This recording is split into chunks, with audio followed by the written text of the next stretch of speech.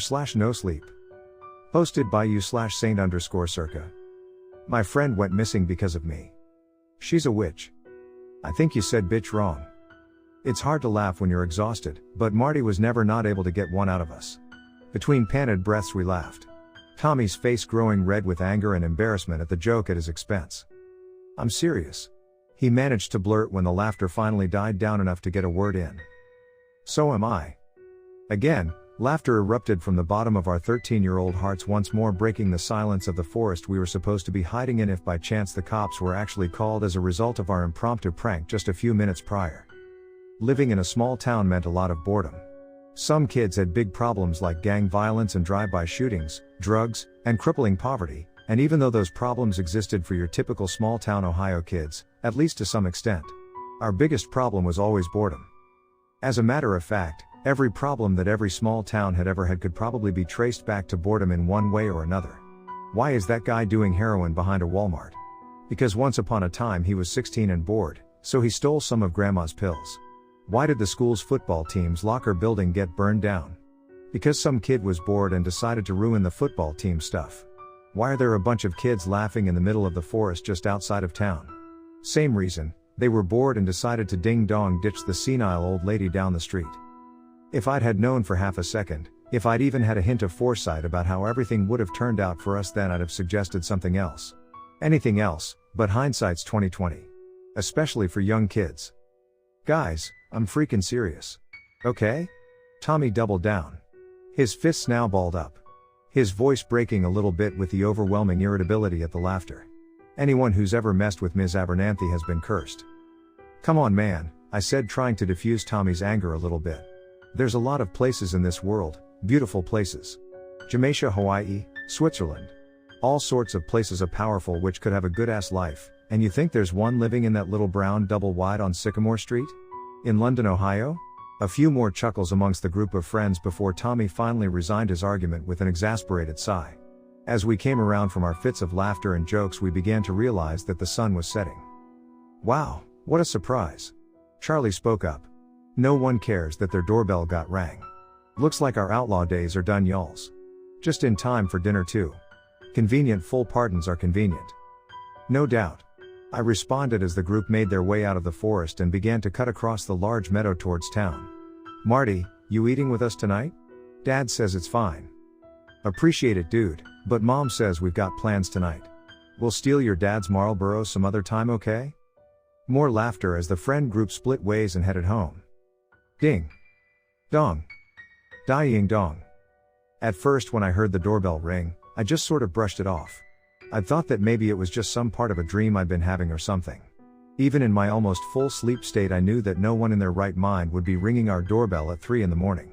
As I adjusted my pillow and threw my head back down on it, though, I heard it again, resonating throughout the otherwise silent house in a way that was almost maliciously haunting given the time of night. Ding. Dong. Ding dong. It hadn't been my imagination. There was someone at the door.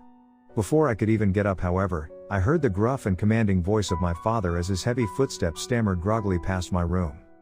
I swear to Christ, if that's one of your goofy friends, he mumbled to himself as he staggered past my room in his barely lucid state.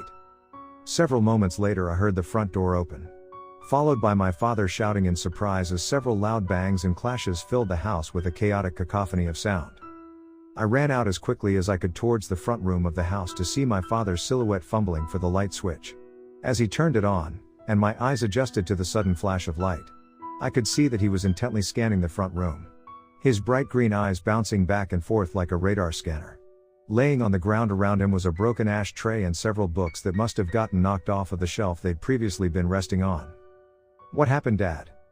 Quickly he put his finger out in a sort of stop-talking gesture as his eyes remained transfixed on the room around him. After a few moments of nerve-wracking silence, he finally responded. There's a bat somewhere. Flew in when I opened the door. Who rang the doorbell? As if remembering what it was that led us to the front room in the middle of the night in the first place, my dad looked back over his shoulder to the wide open front door, and the dimly lit street beyond it. He peeked his head over the threshold and looked around for a moment before closing it. No one, some kids ding-dong ditching maybe. Crazy-ass teenagers, when do you guys even sleep nowadays? I laughed quietly at Dad's remark before looking around the front room to try and spot the bat. You'd think it'd be freaking out or something, you know? Like, fluttering around and trying to find a way out? Yeah, you'd think. A thorough search of the front room gradually turned into a thorough search of the entire house, but aside from the fallen books and ashtray in the front room, there was nothing amiss. Just another normal small-town house in its small-town neighborhood. Finally, after about an hour and a half of searching, my dad threw his arms up in defeat. Screw it, guess he's staying.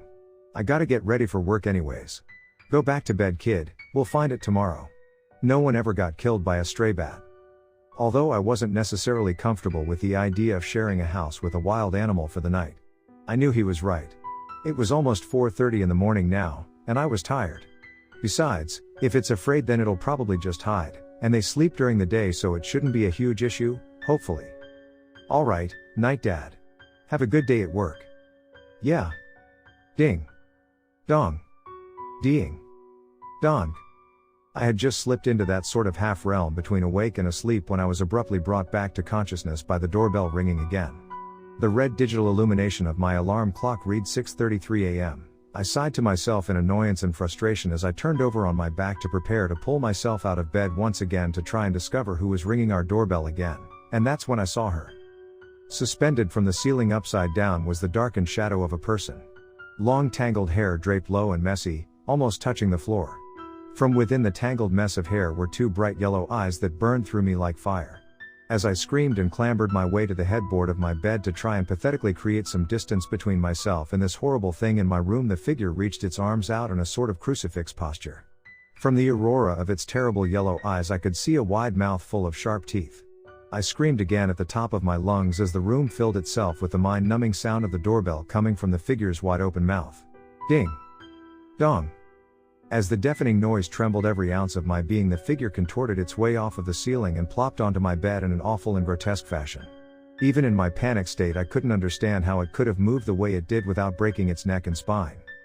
I tried to make a jump from my bed to the door, but I wasn't quick enough. I got to the edge of the bed before I felt a tremendous weight pin me back onto the mattress and hold me down. Sitting on my chest was the figure. Those horrible eyes burrowing into my soul. That wicked mouth hanging open as if it were going to swallow me whole. She's a witch. The memory of Tommy's voice echoed in my head. I don't know what came over me. I don't know if it was just the fear, and Tommy being the only name on my mind in that moment. I don't know if I'm just a selfish coward. I just don't know, but as that god-awful thing sat on top of me. As her mouth and those evil yellow eyes drew closer and closer to my face, I shouted at the top of my fear-fueled lungs. It was Tommy. It was Tommy. He rang your doorbell. It was Tommy. Please. Suddenly, with no warning, and no possible way of occurring. The weight was off of my chest, and the figure was gone. I don't know how I managed to fall back asleep. Maybe it was just the adrenaline dump that knocked me out, but before I knew it I was waking up to the image of my sun-filled room. After a lot of talking to myself, I had barely managed to convince myself that last night's events were just the result of a horrible dream. I had read somewhere that waking up in the middle of the night and then going back to sleep could result in very lucid dreams. That, I decided, was what caused that awful dream. Ding. Dong. Dying. Dong. I felt an anchor drop into my stomach as the doorbell rang. Slowly I made my way to the front door and with a lot of hesitation finally managed to open it. Standing at the other side of the door was Tommy's mom. A look of obvious concern on her face. Did Tommy by chance come to your house last night? I've been to everyone's house that he knows, and no one's seen him. I don't understand why he would just leave the house like that. Please. If you know something, please just tell me. They never found Tommy. Not even the faintest glimpse of a clue. Everyone eventually stopped looking for him after about a year. Everyone but his mom, she never stopped looking. She died last year. I heard she was staring expectantly at the hospital door the entire time. Waiting for her son to come walking through. The police say he either ran away, or was kidnapped and killed by some vagabond who had seen us in town the day prior. I'm the only one who truly knows what happened to him, and I've never been able to tell anyone that it was all my fault. Tommy was right.